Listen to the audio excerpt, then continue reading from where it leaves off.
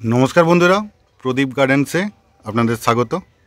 आमरा এই যে ছোট ছোট চারা গাছ বা এই যে দেখুন কীরকম ফুল গাছটা হয়েছে চন্দ্রমল্লিকা, এটা আমি সম্পূর্ণ জৈবভাবে করেছি। এখানে আরেকটা দেখুন, আমি সমস্ত গাছেই খুব কম রাসায়নিক প্রয়োগে, এটা হচ্ছে লিচু গাছ। এখানে দেখুন আরও কয়েকটা ফুলের সাইজ দেখেছেন তো। তো আজকের বিষয় হচ্ছে যে এই যে ছোট ছোট চারা গাছগুলো, এই যে দেখুন এর মাটি কিন্তু শুকনো হয়ে গেছে, তো আমি এখনও জল দিইনি। তো জল দেব না, এখানে কিন্তু খাবার প্রয়োগ করব।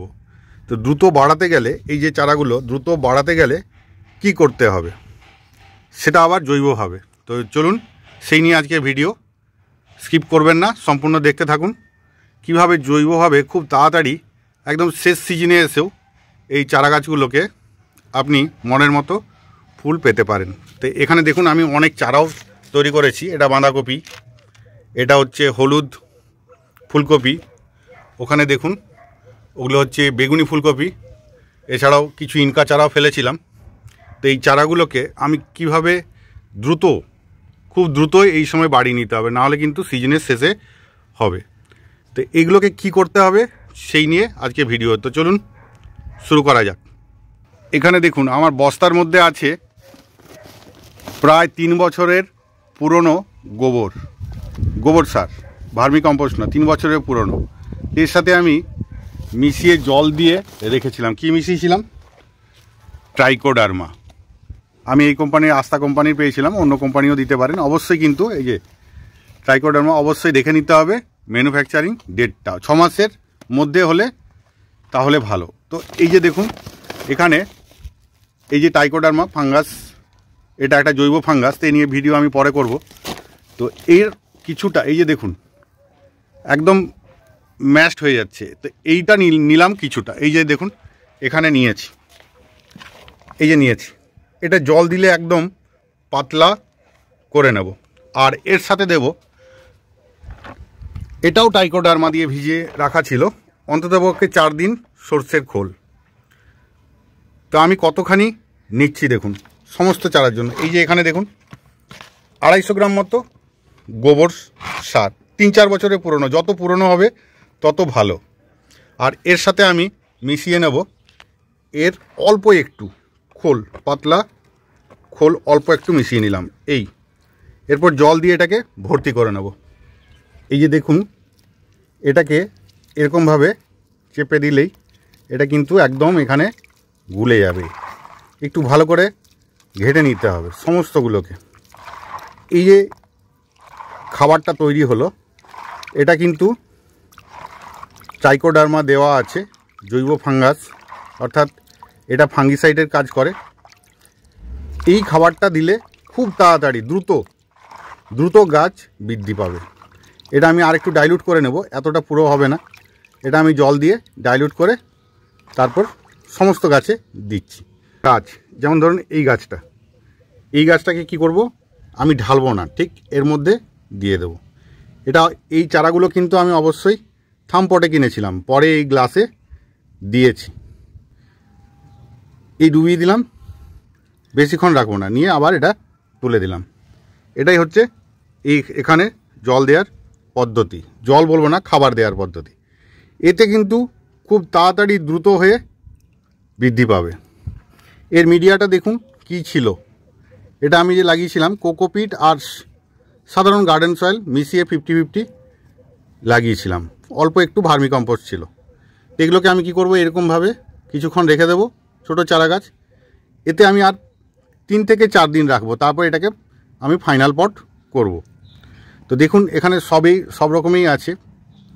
তো এগুলো আমি থামপটে সব কিনেছিলাম, কিন্তু এখন আর থামপট কিনলে হবে না বন্ধুরা। এরকম সেকেন্ড পটের চারা আপনারা কিনতে পারেন। দেখুন এটা একটা ইনকা, এটাও ড্রাই হয়ে গেছে। এইভাবে কিন্তু জলে ডুবিয়ে কিছুক্ষণ রেখে দিতে হবে, যেই জল টেনে নিবে এটাকে তুলে রেখে দিতে হবে। যেহেতু এটা একদম লাগানোর জন্য উপযুক্ত হয়ে গেছে, এরপর আমি লাগাবো। তো তার আগে দেখালাম যে দ্রুত বাড়ানোর উপায় কি। এটা দেখুন পেনজি, এছাড়াও এই যে ছোট ছোট চারাগুলো আপনারা দেখছেন, এখানে কিন্তু ঠিক একইভাবে আমি ওইটা জলটা দেবো, আর একটু ডাইলুট করে দিলে ভালো হয়। সমস্ত গাছে আমি এটা দিয়ে দিচ্ছি।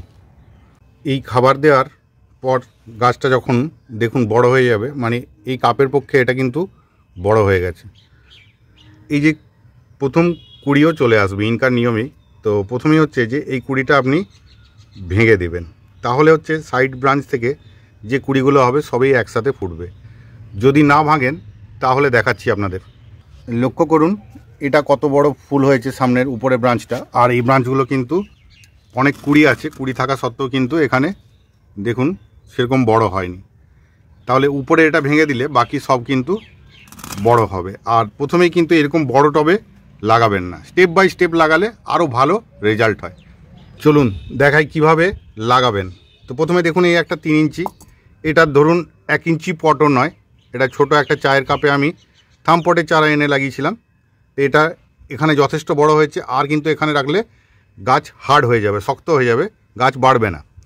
তো এরপর কী করতে হবে দেখুন, এটা আমার পাথর টাথর আছে শুকনো করে রাখা চুন দিয়ে মাটি, এর সাথে আমি যতখানি চুন দিয়ে মাটি এটা আছে, তো এর সাথে আমি পুরনো গোবর দেখতেই পাচ্ছেন, এটাও কিন্তু ট্রাইকোডার্মা দিয়ে আমার করে রাখা 3-4 বছরের পুরনো। তো এটাকে আমি এর সাথে ভালো করে মিশিয়ে নেব। আর লাগাবার সময় কিন্তু আর একটু এই ট্রাইকোডার্মা আমি অল্প দিয়ে দেব। এই যে একটুখানি ট্রাইকোডার্মা দিয়ে দিলাম। এবার ভালো করে মিশিয়ে নিতে হবে। মিশিয়ে নেওয়ার পর এটা দেখুন আমি যে খাবারটা দিয়েছিলাম সেই খাবার দেওয়ার জন্য এই গাছের গ্রোথ কত সুন্দর হয়েছে। এটাকে আমি এক হাতে ক্যামেরা ধরে আছি, এটাকে আমি কেটে দেখাচ্ছি এর রুট কীরকম হয়েছে। অসম্ভব সুন্দর রুট, দেখুন এতে রুট বাউন্ড হয়ে গেছে। এরপর কিন্তু আর এটা এখানে কিন্তু ভালো হতো না, যত রুট বাউন্ড এই যে দেখুন দেখছেন। এরপর আমি এটাই লাগাবো, এটা রুট বাউন্ড হবে, তারপর আমি ফাইনাল পটে করব। তো যদিও এটা অনেক বেশি খাটতে হয়, তো এই যে দেখুন এটা ভালো করে মিশিয়ে নিতে হবে। আগে আমি ভালো করে মিশিয়ে নিচ্ছি, তারপর আপনাদের সামনে পটিং করে দেখাচ্ছি। খুব ভালোভাবে মিশিয়ে নিতে হবে বলতে এগুলো দু একটা যদি এরকম থাকে শক্ত শক্ত কোনো অসুবিধা নেই, তাতে কিন্তু শিকড় চলাচল ভালো করবে। তো ড্রেনেজ সিস্টেমটা ঠিক করার জন্য আমি এই যে শুকনো গোবরেরই শুকনো এই অংশটা এগুলোকে আমি এখানে দিয়ে দিলাম। আর যেহেতু মাটিটার মধ্যে আমার বালি ছিল, এরপর আমি এটাকে বসিয়ে দিয়ে আবার ঠিক ওই একই খাবারেই জল আমি দিলাম। এটাকে ঠিক মিডিল বরাবর বসিয়ে দিয়ে ফিলিং করে দিলাম। এখানে আমি আরও 10 দিন রেখে দেবো, পুরো শিকড় বেরিয়ে ভর্তি হয়ে যাবে, তারপর ফাইনাল পটে দেব। তো বন্ধুরা এই ছিল আজকের ছোট্ট ভিডিও। যদি ভিডিওটা ভালো লেগে থাকে অবশ্যই চ্যানেলটি সাবস্ক্রাইব করে পাশে থাকবেন। দেখা হচ্ছে আরেকটা নতুন কোনো ভিডিওতে।